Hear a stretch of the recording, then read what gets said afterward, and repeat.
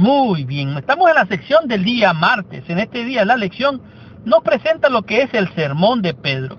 ¿Cuál fue el mensaje principal que el apóstol Pedro presentó a la audiencia que estaba oyendo no solo el estruendo, sino también que todos estaban hablando diferentes idiomas o todos estaban escuchando y entendiendo en diferentes idiomas el mensaje de la salvación? Bueno, aquí la acusación de que estaban borrachos le dio a Pedro la oportunidad de explicar lo que estaba sucediendo. En otras palabras, la gente se preguntaba, ¿y qué es esto? ¿Qué es lo que está pasando?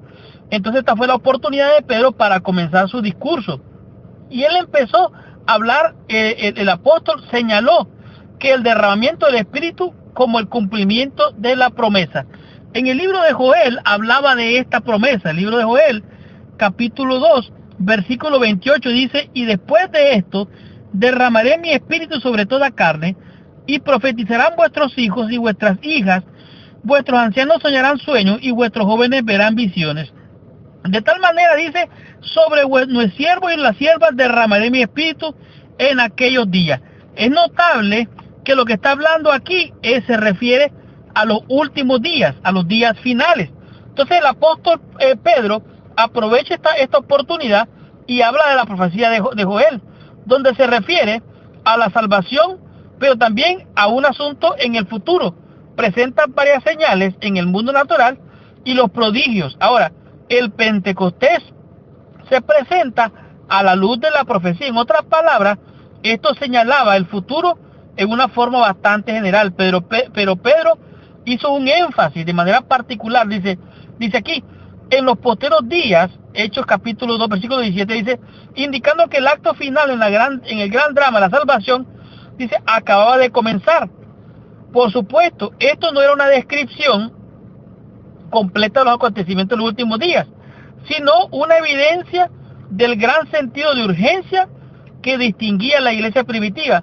No sabían cuándo llegaría el fin, pero estaban convencidos de que no faltaba mucho. En otras palabras, ellos respiraban y vivían las últimas escenas.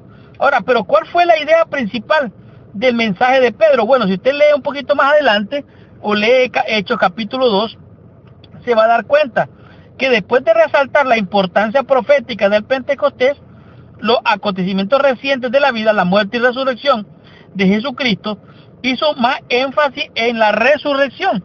Por ejemplo, Hechos 2, capítulos 29, 30 y adelante, así lo dice, varones hermanos, se os puede decir libremente del patriarca David, que murió y fue sepultado, y su sepulcro está con nosotros hasta el día de hoy.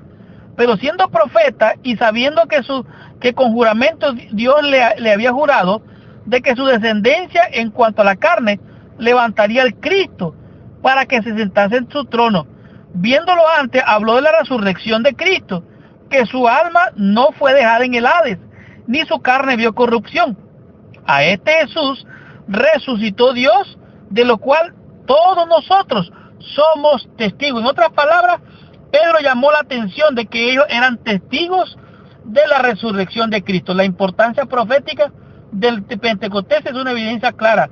Hizo más énfasis en la resurrección, el factor decisivo de la iglesia o de la historia de la iglesia en el Evangelio. Pedro enfatizó la resurrección.